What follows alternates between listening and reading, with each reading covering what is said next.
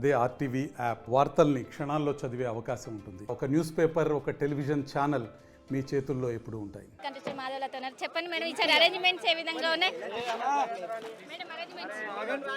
Arrangements ఏమున్నాయి నాయన, ఈరోజు మేము వచ్చి మాట్లాడడానికి ఏముంది? ఏండ్ల నుంచి వీళ్ళ మనసు, వీళ్ళ భక్తి, వీళ్ళ నిష్ట, దానికి ముందు అరేంజ్మెంట్స్ మాట్లాడడానికి కూడా ఒక అర్హత, యోగ్యత ఉండాలి. వీళ్ళ భక్తిని మేము ఎలా తూచగలం? మాకు అవకాశం దొరికింది కాబట్టి మేము అదృష్టవంతులం, అంతే. అంత అద్భుతంగా ఉన్నాయి. ఇక్కడి వరకు మమ్మల్ని రానిచ్చిందే గొప్ప మాట. నేను అదే అంటున్నాను, అక్కడి నుంచి నడుచుకుంటూ రావాలి, ఇక్కడి వరకు రానిచ్చారు, అదే చాలా గొప్ప మాట. అందుకు మేము ఎప్పుడు, నేనైతే పార్లమెంట్ ఎన్నికల తర్వాత మాధవీలత కనిపించలేదు, మళ్ళీ ఇప్పుడు ప్రత్యక్షమైంది. అంటే మీరు నా వెంట తిరిగితే మాధవీలత కనిపిస్తుంది, మీరు నా వెంట తిరగట్లేదు కానీ మాధవీలత ఎలా కనిపిస్తుంది? ఎస్టీ బస్తీకి వెళ్ళింది మాధవీలత, మరి మీరు అక్కడ లేరు. నేను మీకు ఎవరికి ఇన్ఫర్మేషన్ ఇవ్వను, కబురు పెట్టను. ఇదేమైనా పబ్లిసిటీ ఇచ్చి చేసే విషయాలు. ఫలకనుమా బ్రిడ్జ్ కింద కాళికాదేవి టెంపుల్లో గొడవలు అయి ఉండే, ఎంఐఎం వాళ్ళు కబ్జా పెట్టిండ్రు, దాన్ని తీపిచ్చి వాళ్ళకి ఇప్పించిన, మీకు తెలీదు.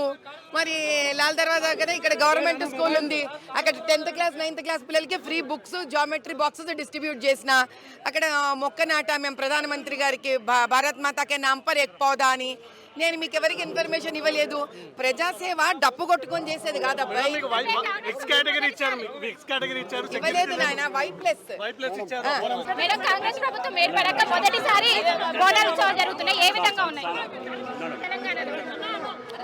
ప్రతి సంవత్సరము ఇంతే అంతే అంతంతే అన్నట్టుగా ప్రతి సంవత్సరం కూడా ఇది సంవత్సరానికి ఎంతో మంది ఆడబడుచుల నంబర్ సంఖ్య పెరుగుతూ, వీళ్ళు చేసే ఆర్భాటము, వీళ్ళు చేసే అందము, వీళ్ళు చేసే ఇక్కడ డెకరేషన్లే కానీ అన్నీ కూడా పెరుగుతూనే ఉన్నాయమ్మా. ఇది పెరుగుతుంది కానీ తరగదు. ఇదే హైందవత్వం అంటే.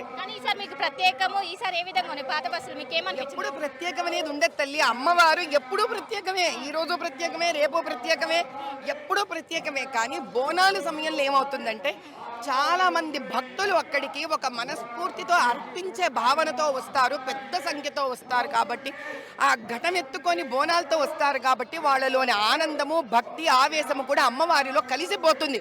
అలా కలిసినప్పుడు అమ్మవారిలో కూడా ఒక శక్తి, ఊపు, ఒక తేజస్సు పెరుగుతుంది. ఈ రోజు దర్శించుకున్న వాళ్ళకి అమ్మవారు తదాస్తు అంటుంది. అది ఈ రోజు నా వాళ్ళు అంటే నా పాత బస్తీ ప్రజలమ్మ. ఏ రోజైతే నాకు టికెట్ ఇచ్చారో ఆ రోజు వీళ్ళందరూ నాకు దత్తత అయిపోయారు.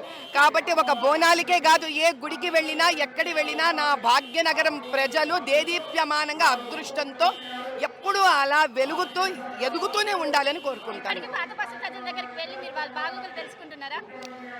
వెళుతున్నానమ్మా, కానీ ఏమిటంటే వెళ్ళే ప్రతిసారి ఇన్ఫర్మేషన్ మీడియాకి ఇవ్వట్లేదు నేను, అంతే తేడా. టికెట్ ఇవ్వకముందు ఇవ్వలేదు, నేను ఇప్పుడు ఇవ్వట్లేదు.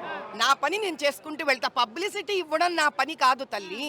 నా పని పాత బస్తీ ప్రజలకు, వాళ్ళకు కావాల్సిన ఇబ్బందులకు సహాయపడడం నా పని. ఎస్టీ బస్తీలకు వెళ్ళాను, ఎస్సీ బస్తీలకు వెళ్ళాను, ఫలక్నుమా దగ్గర ఉన్న కాళికాదేవి మందిరానికి ఇబ్బందులుంటే దానికి సహాయపడుతున్నాను. గవర్నమెంట్ స్కూల్ పిల్లలకు వెళ్ళాను, పుస్తకాలు డిస్ట్రిబ్యూట్ చేసాం, కంపోస్ట్ బాక్సులు డిస్ట్రిబ్యూట్ చేశాను. నేను చేసే పని నేను చేసుకుంటూ పోతున్నా. ఇది వరకు నేను ఎప్పుడు పబ్లిసిటీని కోరుకోలేదు, ఈ రోజు పబ్లిసిటీని నేను కోరుకోను. అదేం సంబంధం అమ్మా? ఈరోజు అమ్మవారి గురించి మాట్లాడుకుందాం, అంతే.